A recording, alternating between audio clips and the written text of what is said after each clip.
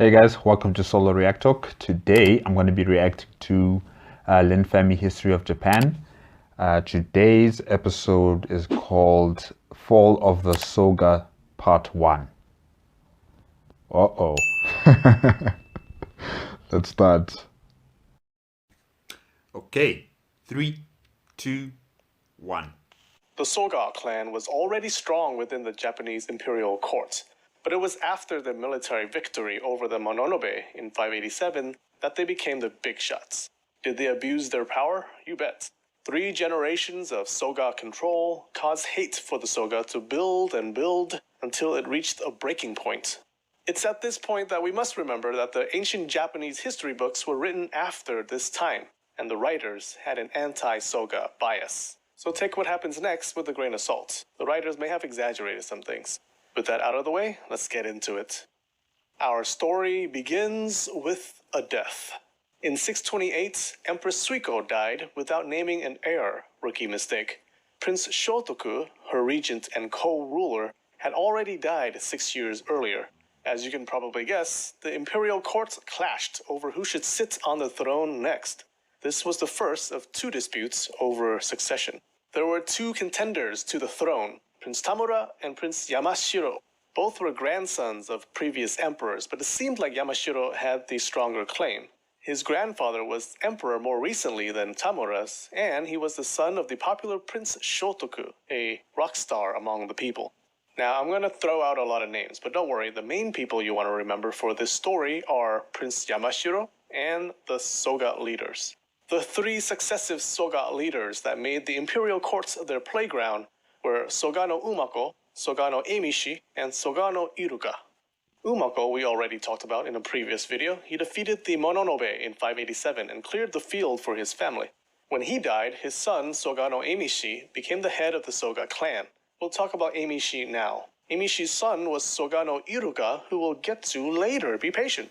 Sogano Emishi did not want Prince Yamashiro on the throne. Why not? Maybe he wanted someone he could control, someone who was not a reformer. Sogano Emishi started circulating a rumor that Empress Suiko had favored the other contender, Prince Tamura, before she died. Prince Yamashiro said otherwise. In his last meeting with the Empress, he had the impression that she favored him. Even so, Prince Yamashiro did not fight it and stepped aside for Prince Tamura. He said he would follow the teachings of his father, the late Prince Shotoku, to be, quote, patient, not wrathful. However, many in the court did not believe Sogano Emishi's claim and took Yamashiro's side. Among them was Emishi's own uncle, brother to the dead Sogano Umako, a man named Sakaibe no Marise. Marise was the head of the Sakaibe clan, a branch of the Soga clan. Uncle Marise was pissed off at the whole thing and wasn't shy about expressing his views. He stormed out of a meeting of clan leaders discussing the succession issue. You know when you're talking to your significant other about how good the latest Avengers movie is, then they suddenly ask, hey, what are your thoughts on open relationships? What? We weren't even talking about that. How often do you think about that? That was kind of how Uncle Marise acted. He kept bringing up the issue in conversation. In one meeting about something totally unrelated, he couldn't help but run his mouth about why Yamashiro should be the next emperor. As you can imagine, Sogano Emishi was annoyed with his uncle. So annoyed that he ordered his army to surround his uncle's residence. The soldiers strangled Uncle Marise and his second son, and forced his eldest son to commit suicide. That was Sogano Emishi. Afterwards, Prince Tamura became the next emperor, known as Emperor JOMEI. Emperor JOMEI was basically a puppet, and Sogano Emishi ran the court from the emperor's shadow. Although Emishi won this round, it didn't gain him any friends. Uncle Marise wasn't some unknown guy. His clan, the Sakaibe, was a branch of the Soga. He was part of the Soga family.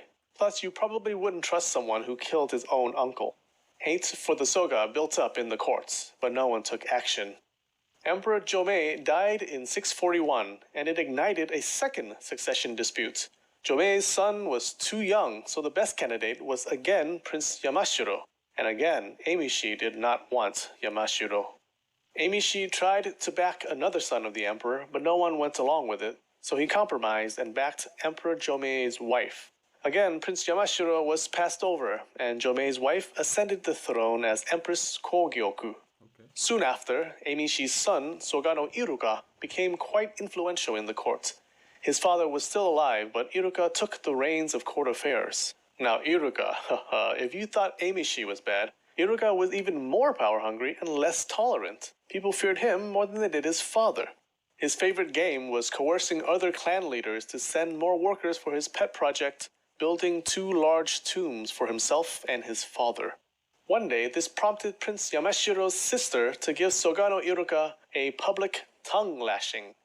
IRUKA took this insult calmly. Just kidding, he was enraged. And you know what happens when you make a Soga mad? IRUKA took it up to 11. He gathered an army and sent them after Prince Yamashiro, ultimately forcing Yamashiro to commit suicide. Not only Yamashiro, but also some of his immediate family members. Not only some of his immediate family members, but also more than 20 other descendants of Prince Shotoku. At this point, you gotta feel bad for Prince Yamashiro, passed over twice only to be killed along with his entire family. This event was an earthquake going off in the court. Remember, Prince Shotoku's line was a branch of the imperial family, and he was loved and respected. Not only did the Soga kill his son Yamashiro, but also more than 20 of his descendants. To treat a branch of the imperial family this way was appalling. Even IRUKA's father, Emishi, was shocked. After this incident, some even thought Soga no IRUKA wanted to take the throne himself. 2 men decided they had enough and began a conspiracy to rid the imperial court of the Soga scourge. What was their plan? Tune in next week to find out in the next episode of Game of Thrones. The Fall of the Soga. Hey guys, to see what happens next, click subscribe so you don't miss the next video. Unless you're watching this in the future, in which case the next video is over there. Or there. Something like that. And if you didn't know, I started a Patreon last week and it's doing pretty well. If you like my content, please consider pitching in a few bucks a month and it'll really help the channel. We already have our first Emperor patron. Everyone say all hail Emperor Tyler. Now, because we passed some Patreon goals, I am now committed to making at least 1 video a week, and also I will buy a subscription to JSTOR, which will give me access to a lot of research papers that I can share with you. Thanks, guys.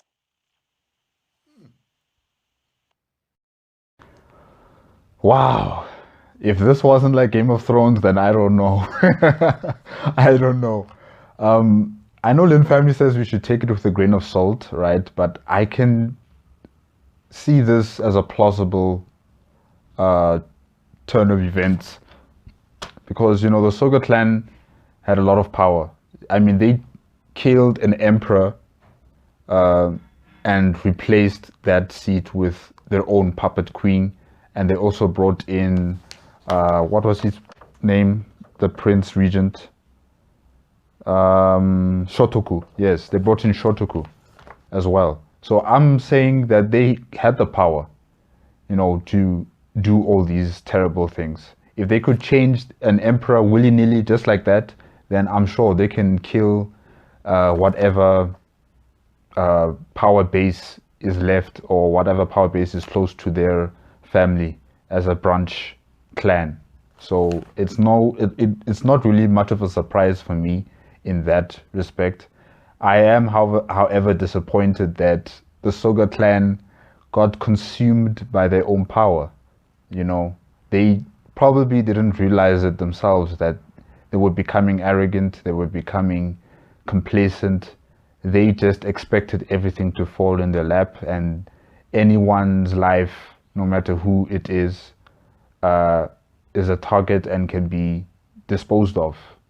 And IRUKA, Soga no IRUKA, really did, you know, exemplify that kind of arrogance and power, drunkenness, if I can say that occurred, you know, with the death of Prince Yamashiro.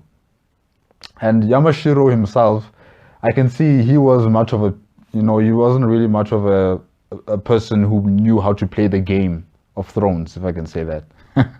He wasn't the kind of guy who knew how to play the Game of Thrones. Probably he would have lost the first time when he was not chosen to become the emperor by Soga no Imishi, probably he would have died back then.